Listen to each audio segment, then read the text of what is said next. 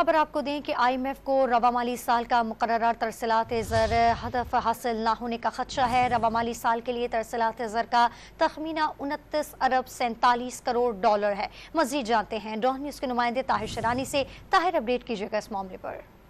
देखें, जो रवा माली साल के लिए तरसीलात ज़र का हदफ है वो 30 अरब 53 करोड़ 40 लाख डॉलर मुकर्रर है, लेकिन जो IMF ने तखमीना लगाया है वो उसके मुताबिक 29 अरब 47 करोड़ डॉलर तरसीलात ज़र रवा माली साल रहने का है। तो इसमें तकरीबन 1 अरब डॉलर से ज़ायद की कमी है हदफ के मुकाबले में, जबकि जो तहरीक इंसाफ हुकूमत का आखिरी माली साल था उसके मुकाबले में भी अगले माली साल भी तरसीलात ज़र कम रहने का तखमीना जाहिर किया गया है।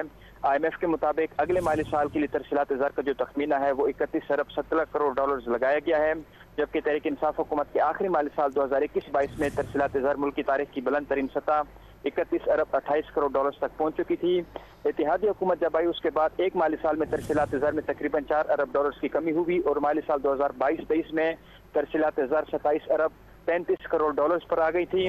IMF के तखमीने से जाहिर होता है कि आइंदा 4 साल के दौरान भी पाकिस्तान के तरसीलात ज़र में इजाफे की जो रफ्तार है वो सुस्त रहेगी।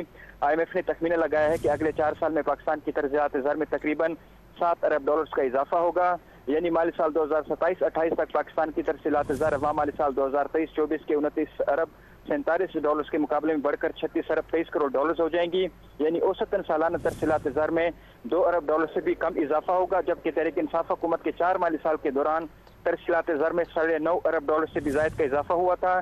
यानी PTI हुकूमत के दौर में तरसीलात ज़र में औसतन सालाना तकरीबन 2.5 अरब डॉलर का इजाफा रिकॉर्ड किया गया था। बहुत शुक्रिया तफसीलात देने के लिए ताहिर शरानी आपका।